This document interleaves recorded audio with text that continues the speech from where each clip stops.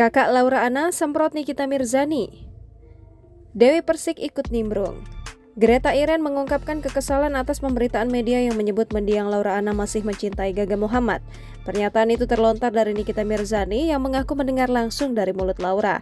Kekesalan Greta Iren kemudian menjadi bahan gosip warganet setelah dibagikan akun gosip.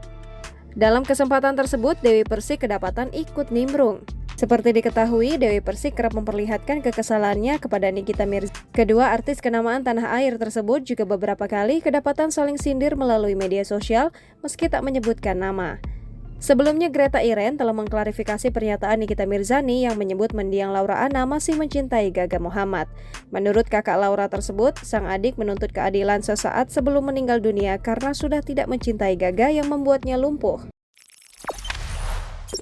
Jangan lupa subscribe, share, komen, dan like ya!